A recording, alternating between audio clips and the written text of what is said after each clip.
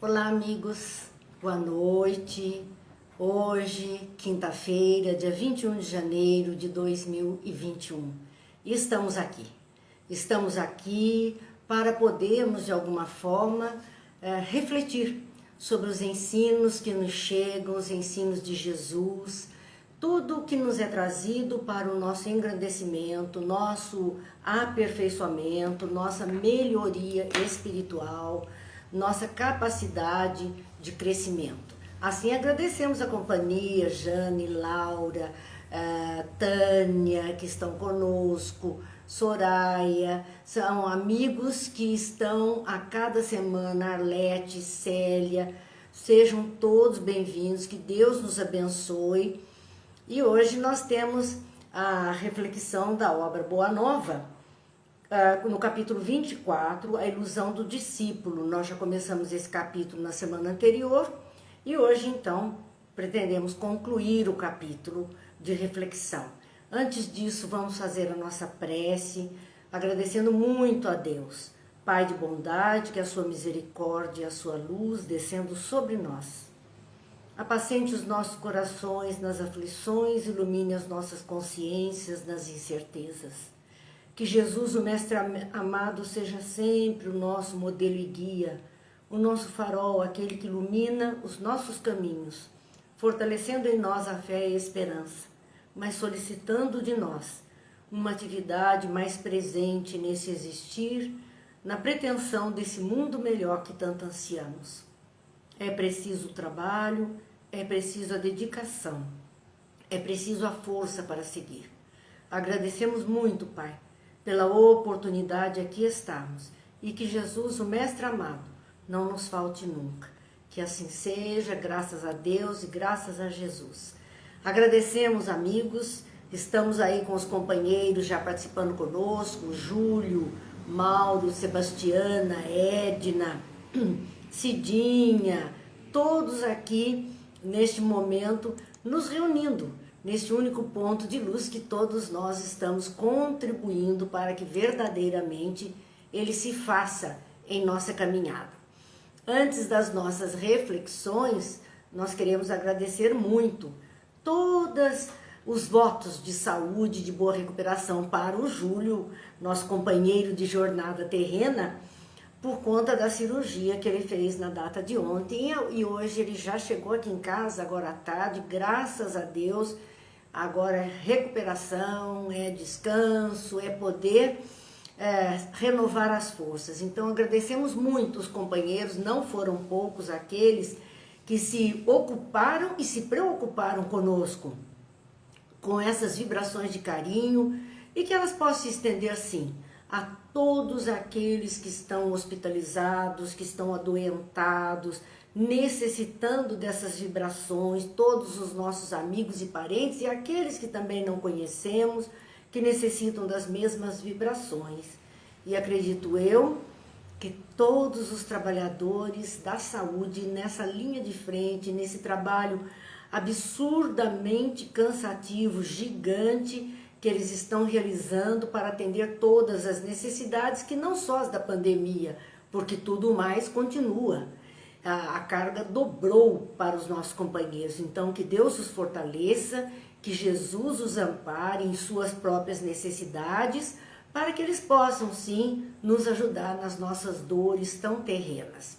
Vamos aqui ao nosso boa noite, aos amigos que estão conosco. Vamos lá, Tânia, Silvia, Regiane, Célia, Jane, Laura, Ivete, Rosa, Terezinhas, Márcia, Rosângela, Cidinha, Mauro, Sebastiana, Rosângela, Edna, Silvia, Cláudia. Gente, é muita gente. A Cláudia Berbari, que muita gente estava sentindo falta, perguntando por ela. Hoje a Cláudia está aqui conosco, olha. Sinal que está tudo bem, graças a Deus, né? Regiane Rodrigues, Cidinha, Silvia, sejam todos bem-vindos, que a nossa noite seja de paz, de bastante reflexão e vibração de carinho. Cada coraçãozinho desse que sobe, cada positivo desse que sobe, é uma alegria que se estende na nossa psicosfera. E essa alegria leva consigo algo muito positivo, uma vibração de carinho, uma vibração positiva, que vai ajudando a todos. Nós vamos colaborando em melhorar a nossa psicosfera para que todos possam, em verdade, usufruir de alguma coisa melhor. Isso é trabalho. Quando a gente lembra de que a irmã Dulce, muito doentinha, acamada, Divaldo foi visitá-la e ela então muito fraquinha, ela estava ali balbuciando alguma coisa, então lhe perguntaram, mas o que é que a senhora está fazendo? Se eu estou trabalhando. E alguém me entendeu que a irmã Dulce estava variando, afinal, fraquinha do jeito que estava, imagine estar trabalhando. Mas como assim, irmã? Sim, cada vez que eu inspiro, eu digo Jesus. Cada vez que eu expiro, eu digo Jesus. Isso ajuda a melhorar o ambiente, o mundo, o local em que vivemos. Ela trabalhava emitindo uma energia positiva para aquela psicosfera que estava em seu derredor e queria se estender a outros necessitados naquele mesmo hospital onde ela se encontrava. Então, cada vez que temos essas manifestações de carinho, de gratidão, de fé, nós estamos colaborando, nós estamos trabalhando para o Senhor. É um trabalho pequenino, mas é um trabalho que estamos realizando. Vamos lá com o nosso capítulo de reflexão, capítulo 24, a ilusão do discípulo. Nós vimos que Judas estava caminhando e com Tiago, e eles então discutiam a respeito de Jesus atender pessoas que não eram pessoas tão famosas, nem tão importantes, de Jesus não se envolver com as pessoas mais poderosas, não tecer laços. É algo como a gente vê, né? Na nossa política, nós vemos assim, na Câmara, no Senado, na Câmara dos Deputados, eles têm que tecer laços, eles têm que se juntar com outros. E Judas não entendia que Jesus não fizesse esse tipo de tarefa em se bem relacionar, materialmente falando, com as criaturas de poder. E ali eles discutiam esse fato, e então Tiago chama a atenção de Judas, dizendo a ele que ele tomasse cuidado com essas ideias que estavam invadindo a sua mente, porque ele tinha sido convidado pelos sacerdotes do Sinédrio para arquitetarem algo com relação a Jesus, para tecerem alguma providência para que de verdade Jesus pudesse então se mostrar tal qual era. Então, ele chama muita atenção e diz que será que ele tinha a impressão que Jesus não conhecia o coração das pessoas, não conhecia as pessoas em si, que ele tinha toda a sabedoria. Não podemos ser mais sábios nem mais amorosos que Jesus. E ele sabe o melhor caminho, a melhor oportunidade para a conversão do homem. Não estava precisando de ajuda nesse aspecto. As conquistas do mundo, dizia, são cheias de ciladas para o espírito. E entre elas é possível que nos transformemos em órgãos de escândalo para a verdade que o mestre representa. E assim, Judas ficou muito pensativo. Ele ficou silencioso, seguir um pouquinho mais, a noite já caía, e então eles se separam, eles pegam caminhos diferentes, vão trilhar caminhos diferentes, tomam rumos diferentes. E aqui então começa a continuação desse fato que ficou para a nossa noite de hoje, as reflexões da nossa noite de hoje. Judas passou a noite tomado de angustiosas inquietações. A mente fervilhava, ele tinha um encontro marcado com os sacerdotes novamente, eles iam determinar algumas coisas, e Tiago tinha falado, um cuidado, atenção, Judas, olha o que você está fazendo. Então ele ficou por alguns momentos com a consciência bem atormentada. não seria melhor apressar o triunfo mundano do cristianismo? Quer dizer, ele já estava pensando em promover o triunfo de Jesus sobre todas as pessoas. Em vez de deixar por conta de Jesus, que estava demorando muito, que era mais lento aos olhos dele nessa conquista do homem, do ser encarnado, ele disse, nós podemos agilizar isso, não é mais justo a gente, não é melhor dar conta disso? Israel não esperava um Messias que enfeixasse nas mãos todos os poderes, porque essa ideia do Messias, do libertador, daquele que viria para ser o rei de Israel, o rei dos reis, o Messias, que significa o iluminado, aquele que viria ajudar, já desde o Antigo Testamento, ele havia essa profecia, que esse Messias chegaria para tomar o lugar. Eles estavam sob o jugo de Roma, eles estavam sob o jugo do poder, mas eles ansiavam por esse líder do povo de Israel que haveria então de libertá-los de todo esse jugo e fazer dali uma região próspera, uma região rica. Era essa a ideia de quem pensasse o Messias. É por isso que ele diz, Israel não esperava um Messias que enfeixasse nas mãos todas as rédeas, enfeixasse nas mãos todos os poderes, pudesse fazer isso, aquilo, milagres, ajuda de todos os tipos. Então ele ia colaborar para que isso verdadeiramente acontecesse. Vamos ainda ao boa noite, Ana Clara, Carol, a Cida Costa, Dilza, Sandro, a Cláudia, nós já dissemos, Gislene, Mara, Marcelo, boa noite a todos. Nessa colocação, ele ainda reflete, valendo-se da doutrina do mestre, poderia tomar para si as rédeas do movimento renovador. Então, olha qual era a intenção, porque lembremos que Judas era um daqueles poucos entre eles que tinha um tanto de conhecimento, de cultura, e ele não veio do mesmo núcleo que os outros, ele era o único de fora que chegou naquele núcleo, com um pouco mais de conhecimento que os outros. Por isso ele já se arvorava à qualidade de um líder que pudesse tomar providências de que o movimento para o engrandecimento do Messias, para que dessem a ele esse título, esse movimento material, ele poderia assumir como responsável. Valendo-se então da doutrina, ele poderia tomar para si as rédeas do movimento renovador.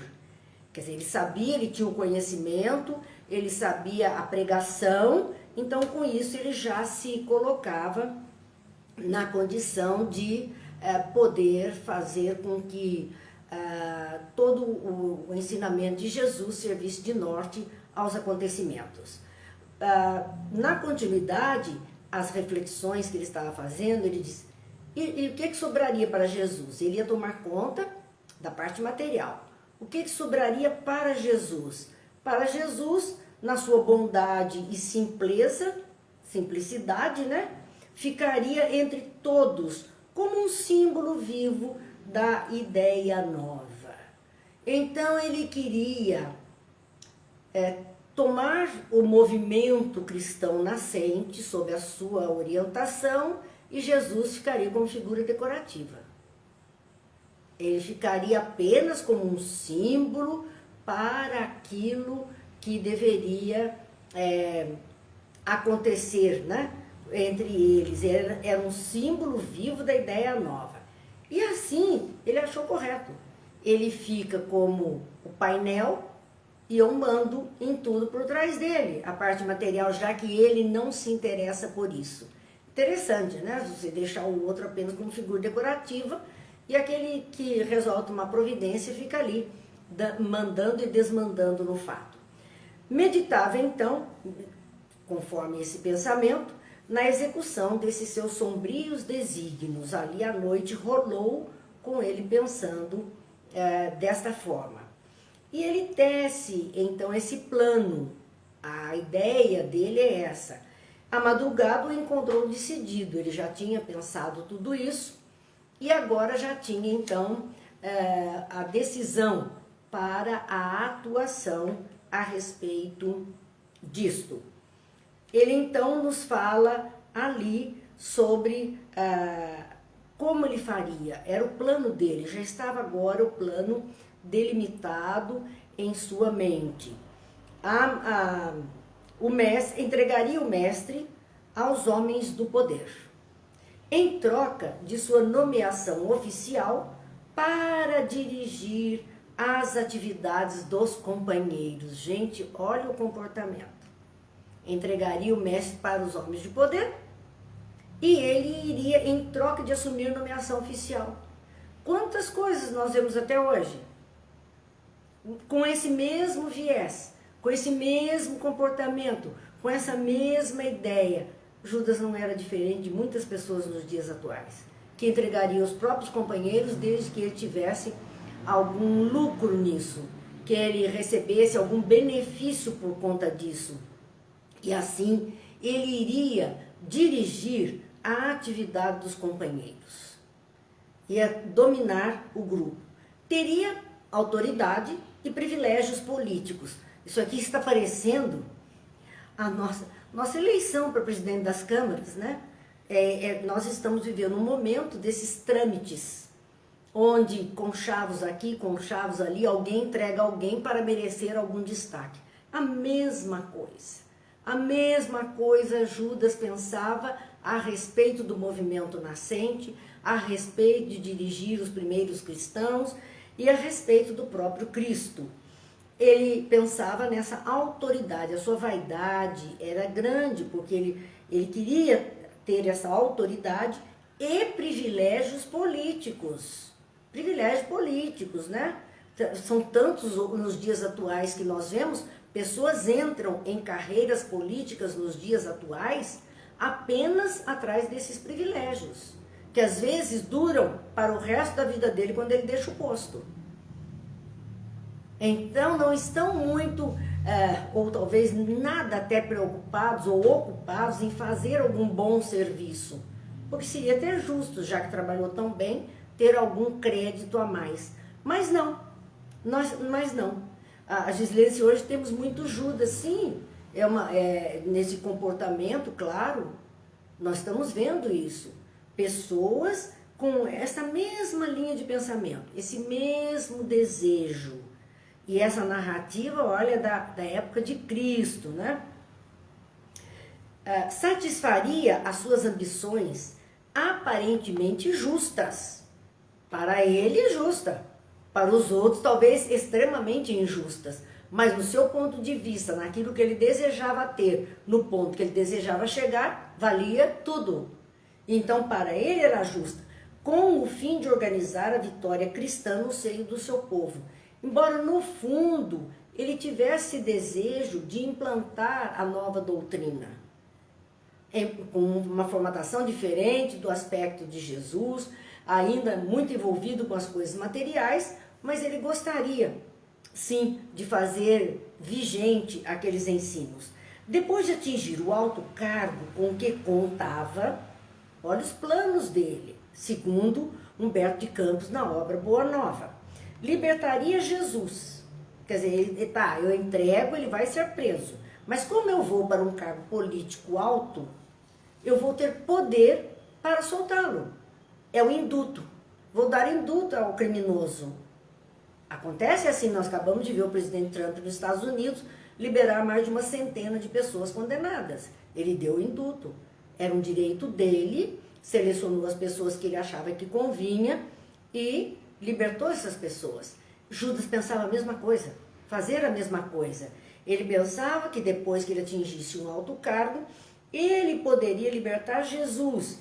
Ele daria os dons espirituais, de modo a utilizá-los para a conversão de seus amigos e protetores prestigiosos. Ele ainda sonhava com a condição de ter dons espirituais, desenvolver essas habilidades e com isso ele poderia utilizá-los para a conversão dos amigos e protetores. Então, ele tinha toda a situação ali coordenada no seu pensamento, na sua mente, troca de favores, é o nome que nós temos para hoje, conchavos, o legal não significa ser moral, exatamente, ele podia, era legal, mas não era moral. São coisas, gente, que é do humano, e do humano ainda inferiorizado, ainda muito preso às coisas materiais. Como a humanidade não evolui de maneira homogênea, porque nós somos indivíduos compondo essa humanidade, e como indivíduos somos heterogêneos, cada um está num ponto da caminhada, num ponto evolutivo, nós vamos ter muitas pessoas ainda com esses comportamentos mais presas à materialidade, à vaidade, ao egoísmo, embora na ótica deles esteja tudo certo, é válido, é isso mesmo.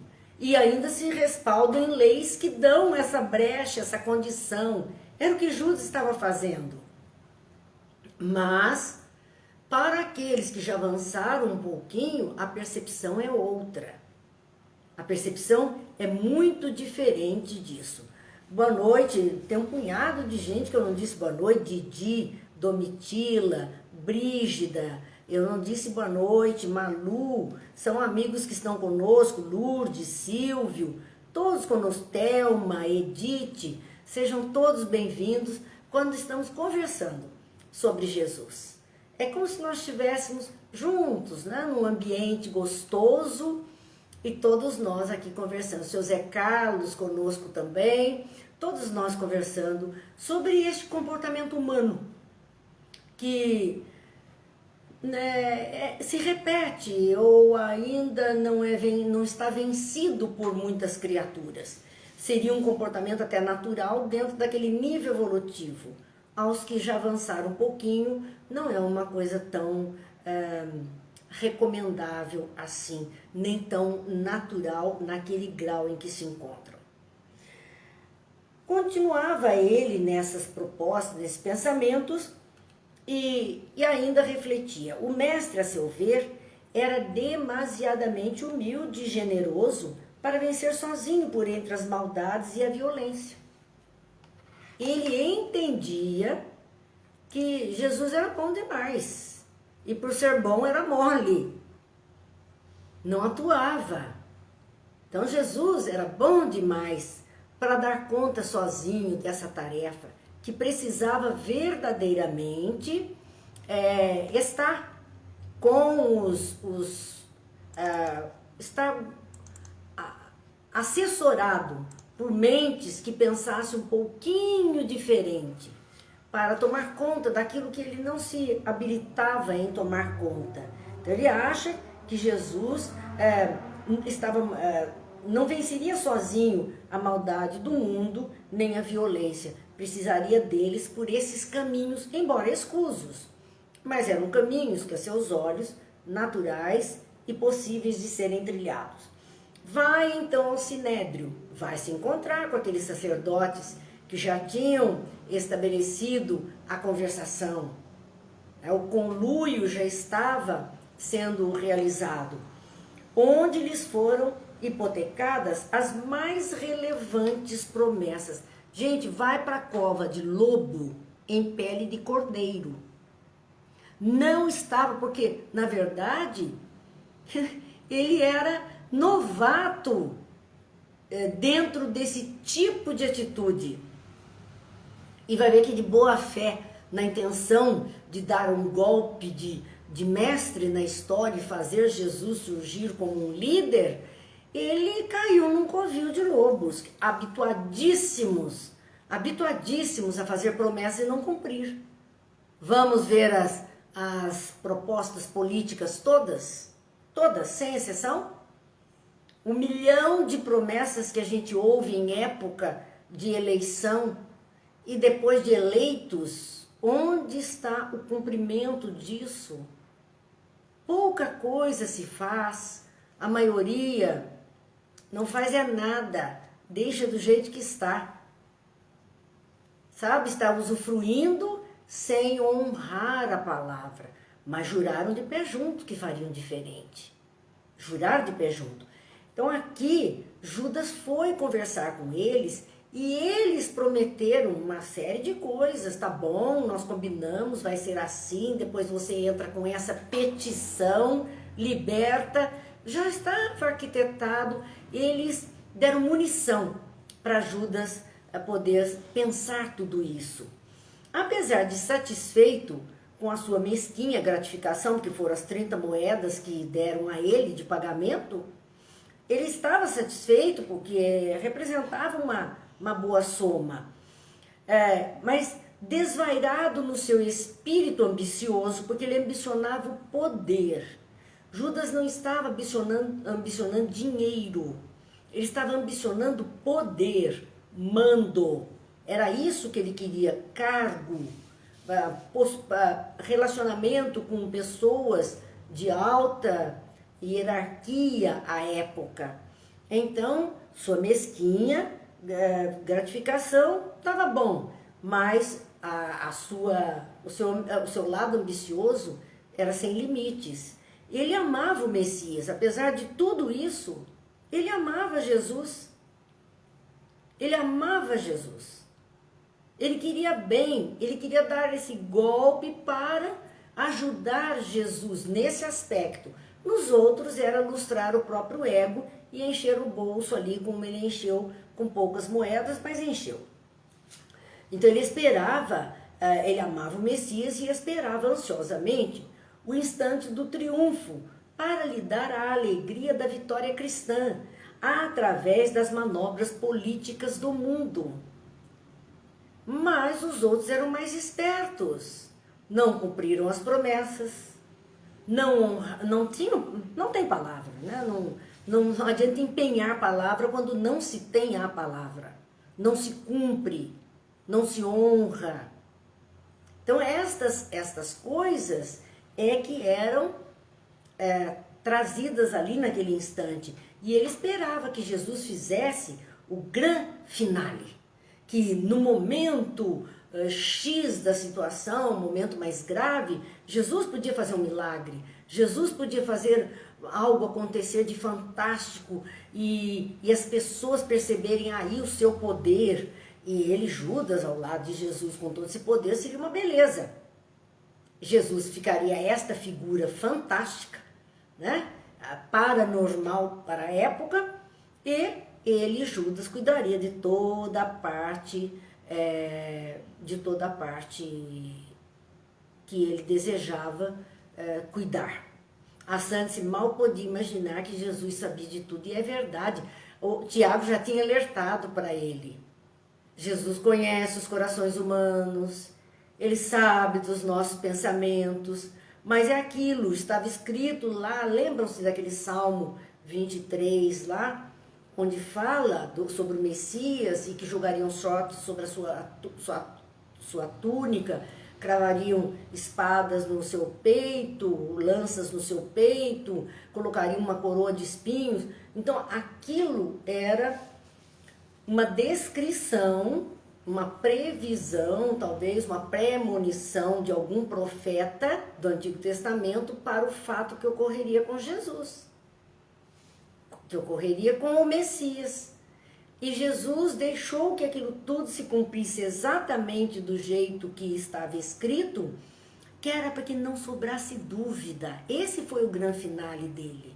Não foi a apoteose que Judas queria, mas foi a confirmação lá de um salmo, mostrando que verdadeiramente era ele, o Messias prometido. Talvez se ele tivesse feito uma apoteose, ele não fosse a figura que até hoje vem a nós como esse Messias prometido. Apenas deixando cumprir tudo isso é que ele demonstrou quem verdadeiramente era ele. Contudo, com todas essas propostas, com toda essa ideia de triunfo, da alegria, da vitória cristã, do que ele pretendia fazer, ele se sentiu humilhado e escarnecido com o que aconteceu. Eles falharam, eles enganaram Judas, eles falharam, não honraram o combinado, traíram Judas, porque traíram um companheiro de acordo. Traíram Judas, enquanto Judas tinha traído a confiança de Jesus. E assim, ele se sentiu humilhado, ele se sentiu escarnecido, porque o seu mestre bem-amado foi conduzido à cruz da ignomínia sob vilipêndios e flagelações. Quando ele viu o que estavam fazendo com Jesus, que não era o que eles tinham combinado, ele se desesperou. Ele ficou angustiado, desesperado. Daqueles lábios que ensinava a verdade e o bem, a simplicidade, o amor, nenhuma queixa, nenhuma palavra de queixa ele ouviu durante todo aquele flagelo, durante toda aquela xingação que Jesus passou, a execração pública que ele viveu. E ele não ouviu nenhuma reclamação da parte de Jesus. Então, daqueles lábios, nenhuma queixa. Ele se sentiu martirizado, traído, enganado nos seus propósitos, vendo que tudo deu errado e o quanto o mestre estava sofrendo e que ele amava profundamente, e por conta disso, ele estava pequeno, moído, martirizado. Só teve um máximo de... Olhando que Jesus, naquele instante em que se encontrava com tanta dificuldade, ele só teve o máximo de perdão para os seus algozes. Nenhuma palavra de maldição para aquele povo, nenhuma palavra que pudesse comprometer, não. Ele teve somente palavras de perdão. Tanto que das suas últimas palavras na cruz, que ele diz: Pai, perdoa, eles não sabem o que fazem. Não sabiam quem ele era, não sabiam o que estavam fazendo com o Filho de Deus, com o maior espírito que a terra conhecera. Eles não sabiam. A ganância, o desejo de tudo que era material, tudo isso fez com que suas mentes se confundissem. Era aquilo que Chico chamava, né? Os irmãos confundidos no poder. Os irmãos confundidos no saber, no conhecimento. Não eram lúcidos no poder, não eram lúcidos no conhecimento. Estavam confundidos dentro da proposta dos cargos em que se encontravam. Judas observava os acontecimentos. Acontecimentos que contrariavam as suas suposições. Se dirigiu então a Caifás. Ele foi aquele representante de César, ele foi até ele, reclamando o cumprimento de suas promessas. Caifás não era o representante de César, era o representante do Sinédrio. Ele foi reclamando das promessas: não foi isso que nós combinamos, não foi isso que vocês me prometeram. Ele foi até lá. E o que ele recebeu daqueles homens do Sinédrio? Sorrisos, sorrisos de sarcasmo. Enganamos você. Você acreditava? Quem mandou você acreditar? Ignorante, desconhecedor, principiante, porque esse povo é águia. Esse povo é lobo em pele de cordeiro. Então, os outros que entram na onda acreditando nessas criaturas são alvos desse sorriso de sarcasmo que nós estamos vendo aqui. Debalde recorreu às prestigiosas relações de amizade. Ele tinha amizade com algumas pessoas importantes e ele foi atrás. Foi pedir por Jesus, que estava sendo massacrado. Teve de reconhecer a falibilidade das promessas humanas. Ninguém cumpriu, ninguém ajudou, ninguém tentou fazer diferente.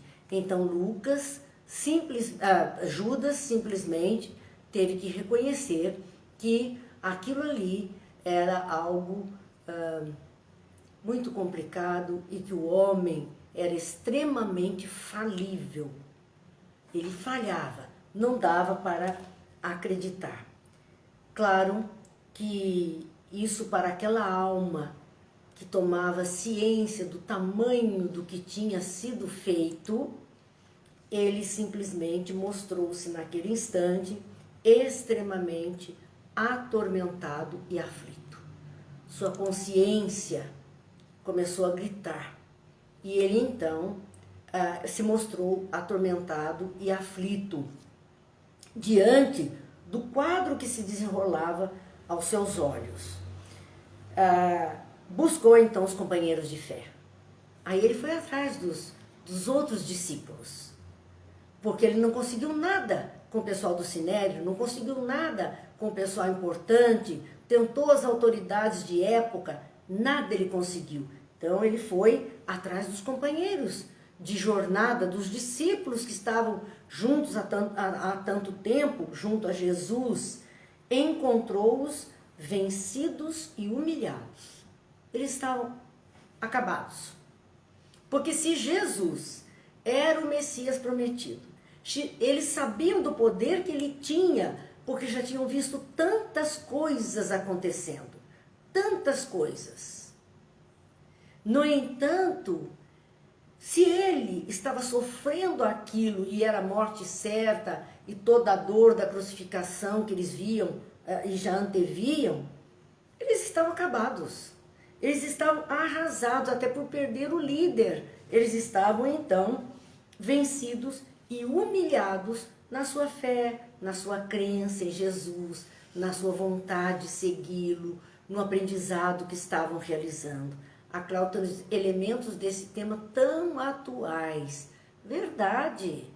A gente vê que a história se repete.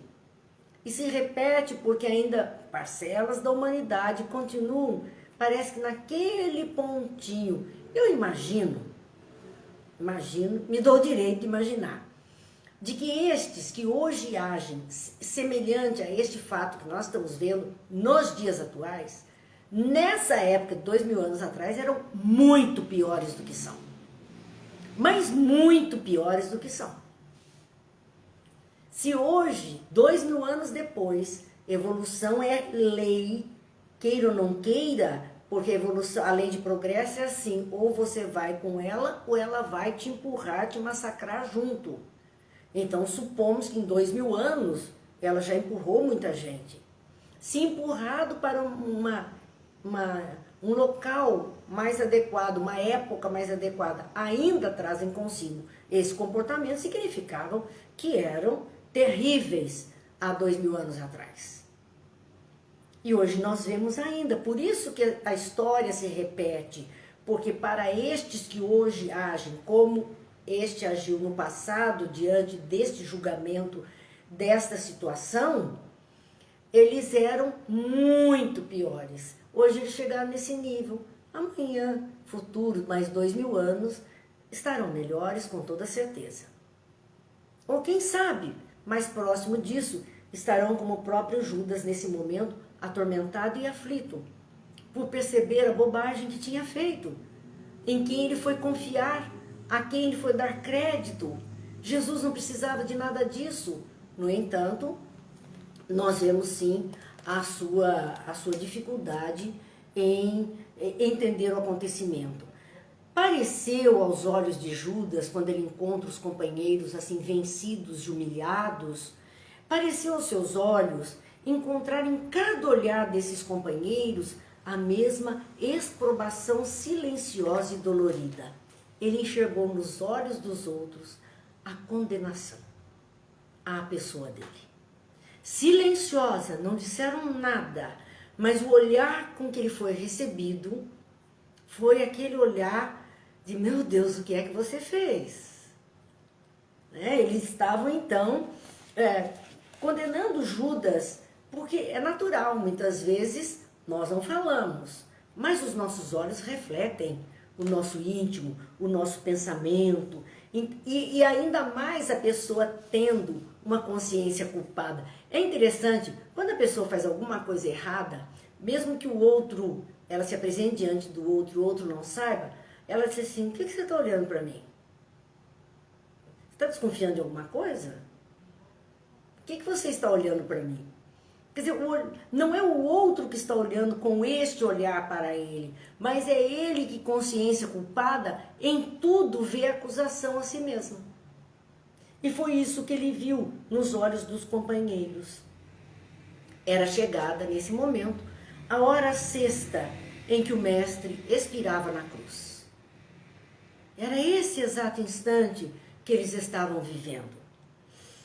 De longe, Judas contemplou todas as cenas angustiantes e humilhantes do Calvário. Ele não teve coragem de se aproximar.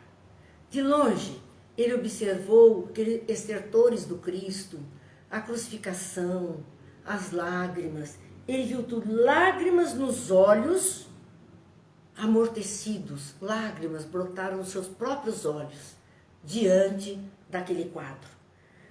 Remorso na consciência dilacerada, porque não era esse o seu desejo, o seu plano não deu certo. Então ele trazia remorso naquele instante, malgrado a vaidade que o perdera. Ele amava profundamente o Cristo. Ele errou nesse amor torto, que é um amor que deseja colocar o outro em evidência de alguma forma, sem questionar se era isso mesmo que o outro desejaria. É um amor que age às escondidas para então oferecer algo diferente às pessoas. Então nós vemos aqui o drama de Judas. Eu gosto muito de um vídeo, mas no YouTube eu tenho o próprio vídeo, né? Um DVD, que é uma peça chamada O Alabê de Jerusalém. Olha, gente, é longa, mas eu confesso a você, é tipo uma ópera toda cantada, a história do Cristo. O Alabê de Jerusalém, contada e cantada, algo assim um tanto folclórico, mas lindo, lindo, lindo, de chorar. Eu já assisti muitas vezes e me emociono todas as vezes. E talvez dos momentos mais emocionantes que a gente veja ali, nós então vamos observar um encontro de Maria, mãe de Jesus, com a mãe de Judas. É um diálogo de amor, de perdão tão grande que eu gostaria que todos vocês assistissem. Procurem no YouTube O Alabê de Jerusalém e vão ver esse diálogo dessas duas mães, do filho assassinado e do filho que foi o causador, ainda que de forma indesejada, contribuiu com o assassinato daquele um. É algo deslumbrante para a gente pensar nesse comportamento. A Domitila tem feito textos muito longos que eu não posso ler aqui, porque eu não posso prestar atenção em duas coisas ao mesmo tempo. E só vejo uma pergunta: o que aconteceu com Saulo? Bem, Domitila, nesse momento que estamos falando da crucificação, Saulo estava ainda, Saulo de Tarso, perseguidor dos cristãos. E não tinha se encontrado com Jesus. Ele nunca se encontrou com Jesus encarnado. O encontro dele com Jesus é depois, na porta de Damasco, quando Jesus se materializa diante dele. É aí que ele tem um encontro com Jesus. O mais é da história de Saulo e não do momento da crucificação, como estamos vendo agora. E que a minha recomendação é porque às vezes, olha aí, a Célia, como sempre, a Célia, o pessoal chateia que ela é minha secretária. Não, ela é minha grande amiga e minha grande assessora para as coisas boas. Nós trabalhamos em conjunto, isso é equipe. E ela já postou aqui, não percam, ela está postando o link do DVD completo do Alabê de Jerusalém. Se permitam assistir. Está no YouTube, acesse esse link, baixe esse vídeo, guardem e assistam quantas vezes necessárias forem. Mas especialmente o diálogo da mãe de Jesus com a mãe de Judas, para a gente ver que coisa maravilhosa que é. Bem, a Domitila pedindo desculpa pelo texto longo, que não dá para ler, Domitila. Eu só posso ler coisinhas muito curtas, né? Eu não tenho aqui ao meu lado alguém que possa registrar tudo isso, para que a gente possa ir respondendo. Não dá, eu tenho que ver depois, com calma, e buscar de novo os textos. Mas voltando então a este momento, que é a hora sexta, a hora da crucificação, o desespero de Judas, suas lágrimas, o remorso pelo desenrolar dos fatos que não era do seu desejo, as lágrimas que brotam e o amor profundo que ele sentia pelo mestre, sim. O céu se cobriu de nuvens escuras e borrascosas. É aquela tempestade que veio. A tempestade que chega naquele instante. O mau discípulo, né? Ele vê aquilo como um oceano de dor na consciência. Ele está mergulhado num mar de tormentos, um mar de dor na sua própria consciência. Por conta disso, ele vai peregrinando em derredor das casas, do casario que existe. Ele está sem rumo, ele está atormentado e continua ali então o seu desespero, a sua dor, enquanto todos ainda estão no Calvário, ele se afasta, acalentando o próprio desejo de desertar do mundo. É aí que surge o desejo dele em se matar. Tal é o seu desespero diante do fato que ele se sentia diretamente culpado. Tanto que ele volta, ele joga ali os 30 dinheiros, ele não quer aquelas moedas, ele suplica por Jesus antes da crucificação, ele já tinha devolvido esse dinheiro, ele não queria mais aquilo, e ainda assim eles riram dele. Então ele percebe que não tem solução, ele acaba peregrinando pelos casarios com essa mente perturbada, acalentando o propósito de desaparecer do mundo. Ele queria desertar do mundo, ele queria sumir do mundo numa suprema, só que isto, e veja bem, uma consciência atormentada a este ponto, a um ponto de loucura, ele leva atenuantes ao ato que ele estava prestes a praticar. A mente não estava em equilíbrio perfeito para isso, ele não programou, ele não agiu friamente, ele estava no calor da sua dor, no calor do remorso, no calor da sua dor. Emmanuel conosco aqui, Emmanuel que não é o Emmanuel Espírito Protetor de Chico, mas é o Emmanuel, nosso amigo, boa noite. Rosa, boa noite. Que tenhamos todos a alegria de refletirmos juntos sobre esses comportamentos humanos. E às vezes a gente se precipita em julgar porque não sabe o que está acontecendo naquela mente, às vezes atormentadas, às vezes no estado de remorso tão grande, às vezes no desespero por não poder reverter uma situação. Nós não sabemos e apontamos o dedo. A questão é, e se fôssemos nós, como será que estaríamos agindo? E ele então tem esse desejo de sumir da face da terra. Só que esse desejo de sair antes da hora de cena, e ele era um dos discípulos, ele teria compromissos como todos os discípulos na divulgação dos ensinos, na divulgação do evangelho, na fundação das igrejas, em levar tudo que o Cristo deixou. Isto era traição para com os compromissos mais sagrados de sua vida. Porque muitas vezes, quer dizer, eu acredito que entre nós, raríssimas pessoas sabem exatamente qual é a sua tarefa aqui como encarnado. De modo geral, a nossa tarefa é de fazer algo melhor. É de produzir e colaborar com um mundo melhor.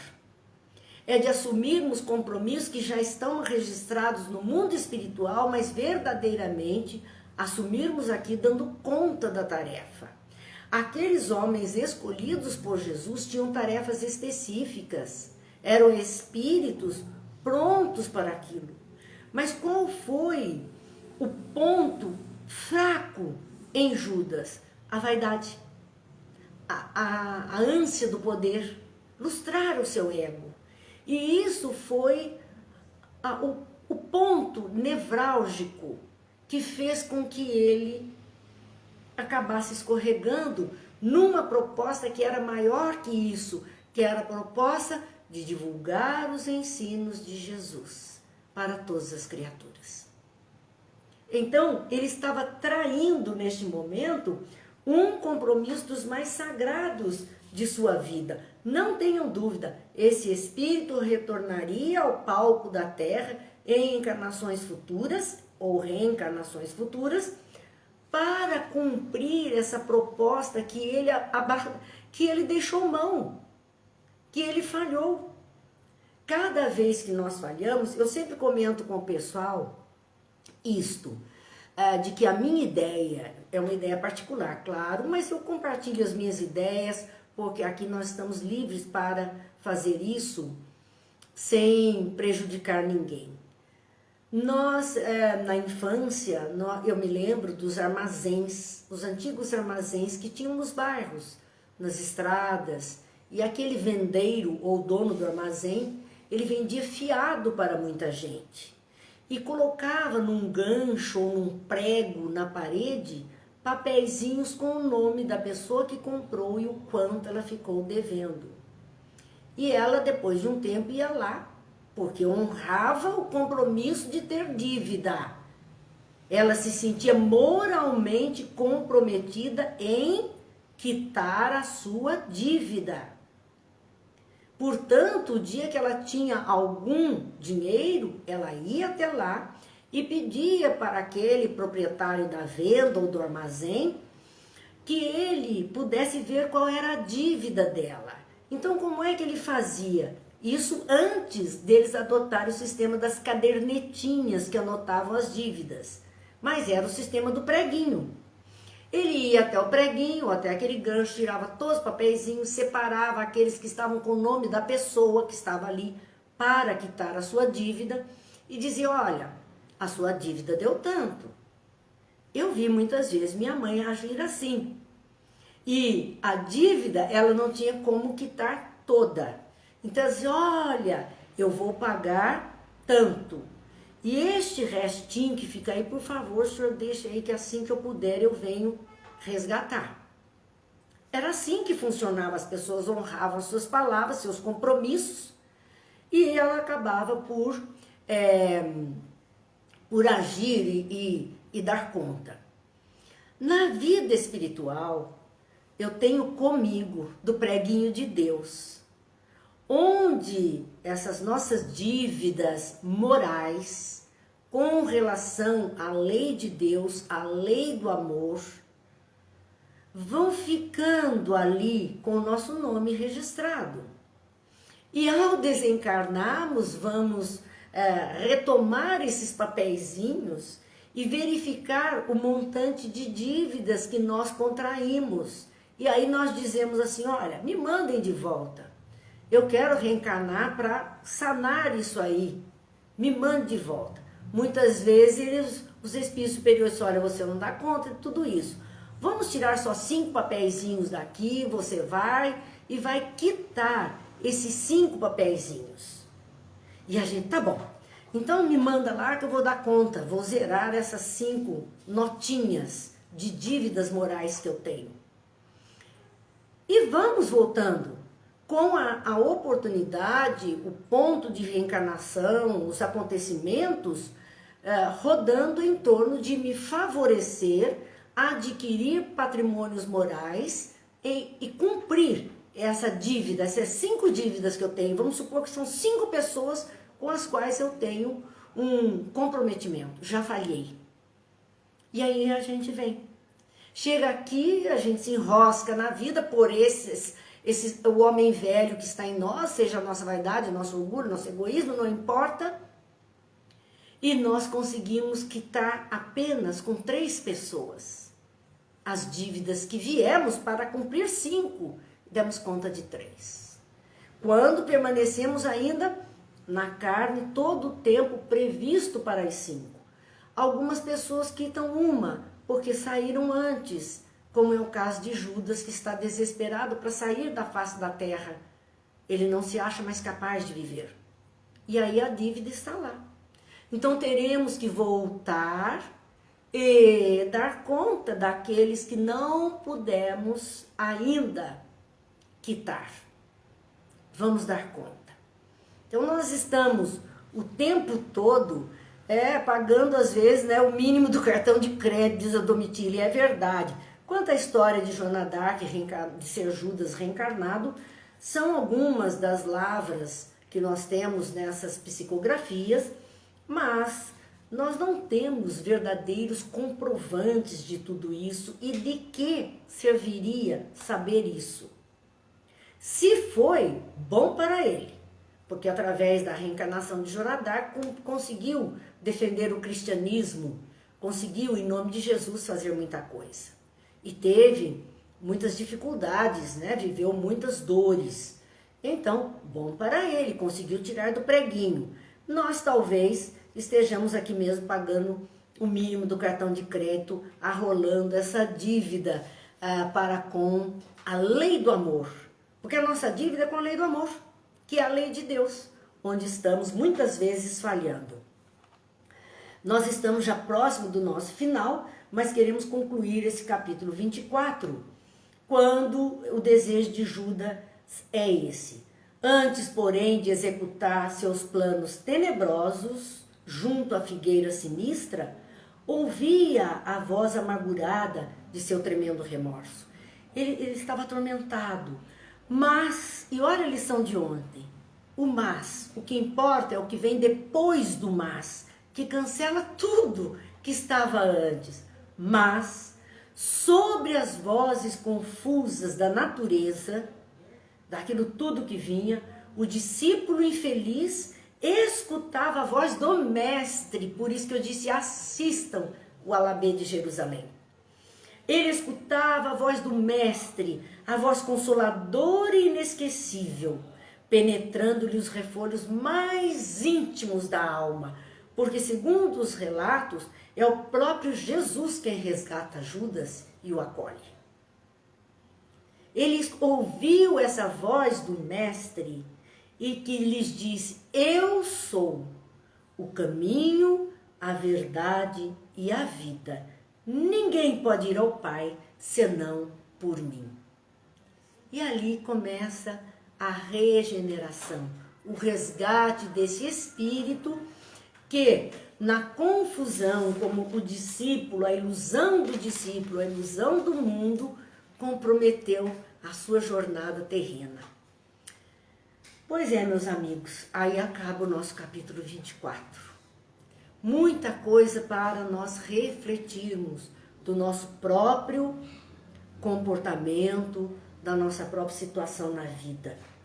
E a próxima semana, se Deus quiser, na quinta-feira, continuando a obra Boa Nova, nós vamos para o capítulo 25, que tem como título A Última Ceia. E eu gosto de reforçar, este livro, esta obra, não está na sequência dos fatos. Ela vem salteando, mas ela vem revelando momentos preciosos de Jesus com os seus discípulos, para que nós tenhamos proveito, já que nos dizemos cristãos, proveito desses ensinos todos. Queremos mais uma vez agradecer aos amigos pelos votos de saúde, a nossa família, está tudo andando com a graça de Deus, com as preces, com a ajuda de todos, da melhor forma possível para todos nós, que essas bênçãos se estendam a todos. E hoje nós temos um convite especial, antes da nossa prece final, que é a questão do Orson Peter Carrara, o nosso companheiro, e ele hoje terá uma live agora, um vídeo agora às 21h30, está postado em nossa página, de um companheiro de nome Rafael Siqueira. O Orson é lá de Matão. Rafael Siqueira é um companheiro que vai falar um pouco sobre o aprendizado com Raul Teixeira. Raul Teixeira é um companheiro querido no movimento espírita, com muito trabalho, uma dedicação imensa, exemplos a ser seguidos por muitos de nós. Então esse companheiro lembrará o momento, então, lembrando Zé Raul Teixeira. Ficam todos convidados. Vamos encerrando, desejando um ótimo fim de semana a todas os companheiros, a todos aqueles que estão conosco neste momento, e vamos fazer uma prece ante o céu estrelado. É uma prece de Emmanuel na obra A Luz da Oração de Chico Xavier. Senhor, ante o céu estrelado que nos revela a tua grandeza, deixa que nossos corações se unam à prece das coisas simples.